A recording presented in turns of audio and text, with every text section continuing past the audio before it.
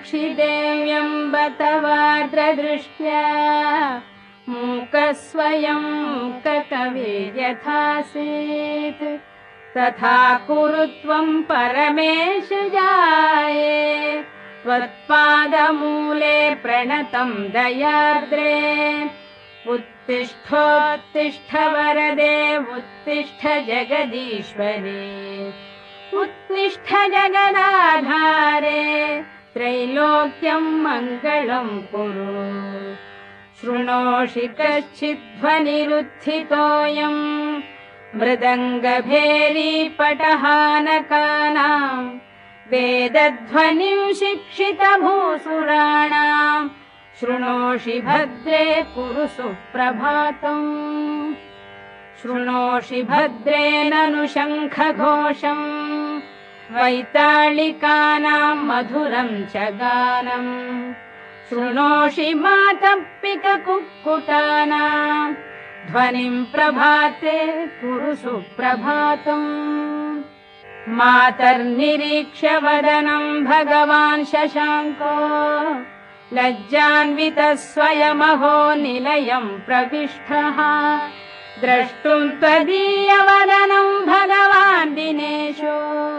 ध्यायाति देवि सदनं कुरु सुप्रभातम्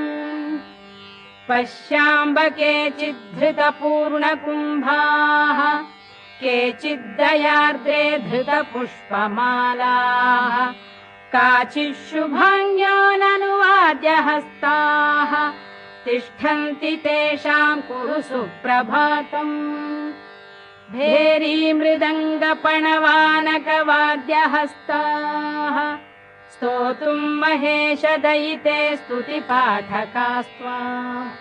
तिष्ठन्ति देवि समयं तव काङ्क्षमाणा ह्युत्तिष्ठ दिव्यशयनात् कुरु सुप्रभातम् मातर्निरीक्ष्य वदनं भगवान् त्वदीयम् नैवोत्थितः शशिधिया शयितस्तवाङ्के सम्बोधयाशु गिरिजे विमलं प्रभातम् जातं महेशदयिते कुरु सुप्रभातम् अन्तश्चरन्त्यास्तव भूषणानां झल् झल् ध्वनिं नूपुरकङ्कणानां श्रुत्वा प्रभाते तव दर्शनार्थी द्वारि स्थितोऽहं कुरु सुप्रभातम् वाणी पुस्तकमम्बिके गिरिसुते पद्मानि पद्मासना रम्भा त्वं वरडम्बरं गिरिसुता गङ्गा च गङ्गाजलम् काळी ताळयुगं मृदङ्गयुगलं वृन्दा च नन्दा तथा नीला निर्मल दर्पण धृतवती तासां प्रभातं शुभम् उत्थाय देवि शयनात् भगवान् पुरारिः स्नातुं प्रयाति गिरिजे सुरलोकनद्याम् नैको हि गन्तुमनघे रमते दयार्द्रे ह्युत्तिष्ठ देवि शयनात् कुरु सुप्रभातम् पश्याम्ब केचित् फलपुष्पहस्ताः केचित् पुराणानि पठन्ति मातः पठन्ति वेदान् भगवस्तवाग्रे तेषां जनानां कुरु सुप्रभातम् लावण्यशेवधिमवेक्ष्य चिरं त्वदीयम् कन्दर्पदर्पदलनोऽपि वशङ्गतस्ते कामारिचुम्बितकपोलयुगं त्वदीयम् द्रष्टुं स्थिताः वयमये कुरु सुप्रभातम् गाङ्गेयतोऽयमवगाह्य मुनीश्वरास्त्वाम् गङ्गाजलै स्नपयितुं बहवो घटांश्च धृत्वा शिरस्सु भवतीमभिकाङ्क्षमाणाः द्वारि स्थिता हि वरदे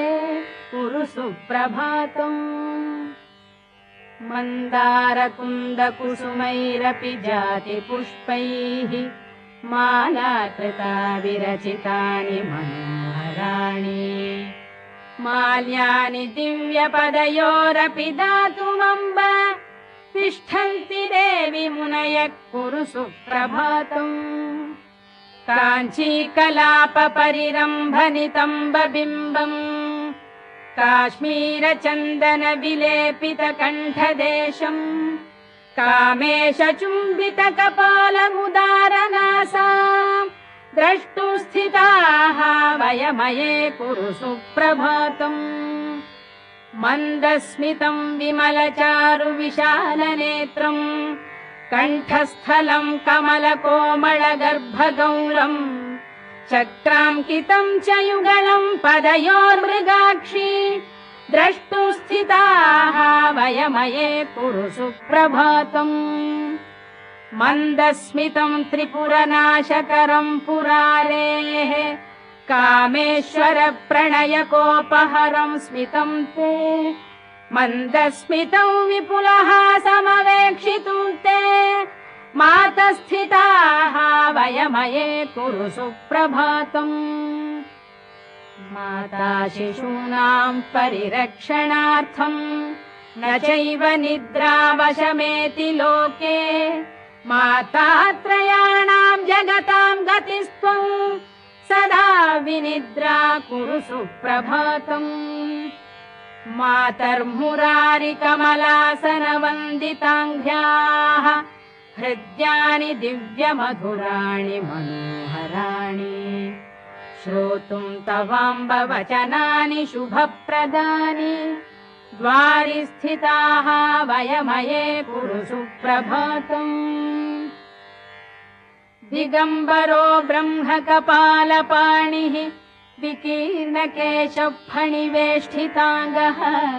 तथापि मातस्तव देवि सङ्गात् महेश्वरो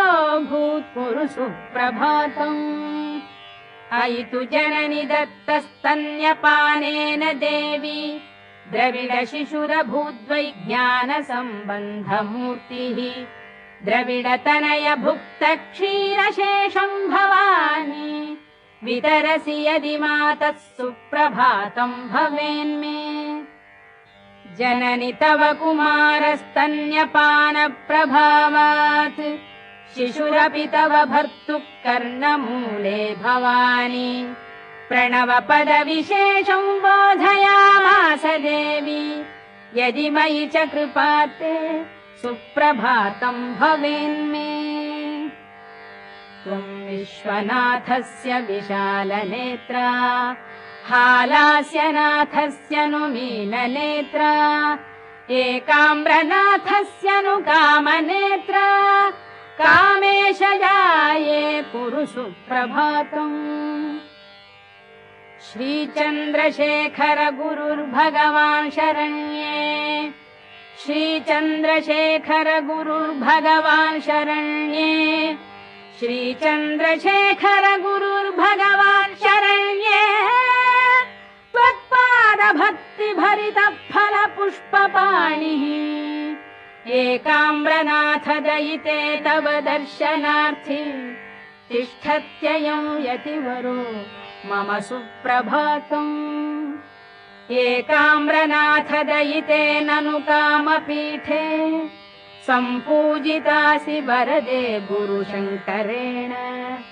श्रीशङ्करादिगुरुवर्य समर्चिताङ्घ्रिम् द्रष्टुं स्थिताः वयमये कुरु सुप्रभातम् दुरितशमनदक्षौ मृत्युसन्त्रासदक्षौ चरणमुपगतानाम् मुक्तिदौ ज्ञानदौ तौ अभयवरदहस्तौ द्रष्टुमम्बस्थितोऽहम् त्रिपुरदळनजाये सुप्रभातम् ममार्ये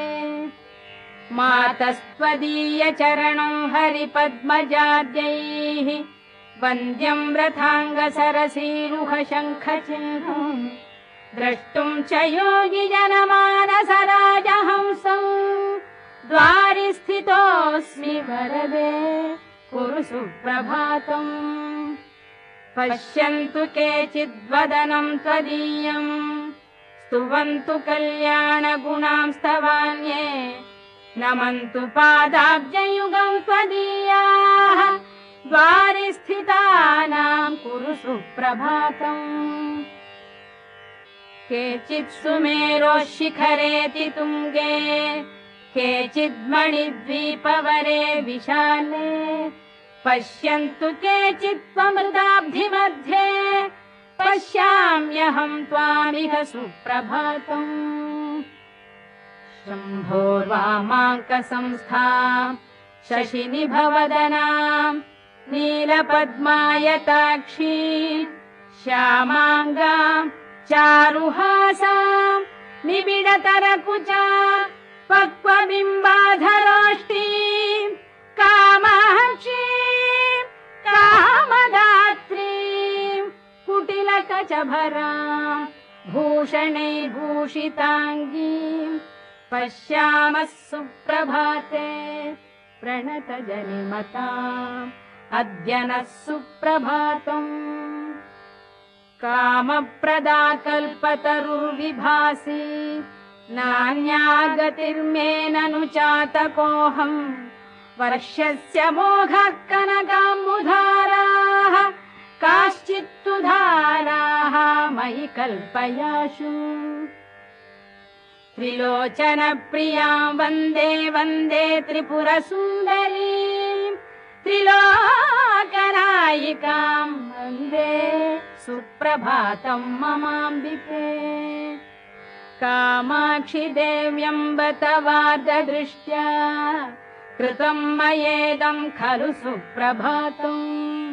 सद्य फलम् मे सुखमम्बलब्धम् तथा च मे दुःखदशा गता हि ये वा प्रभाते पुरतस्तवार्ये पठन्ति भक्त्या ननु सुप्रभातम् शृण्वन्ति ये वा त्वयि बद्धचित्ताः तेषाम् प्रभातम् कुरु सुप्रभातम्।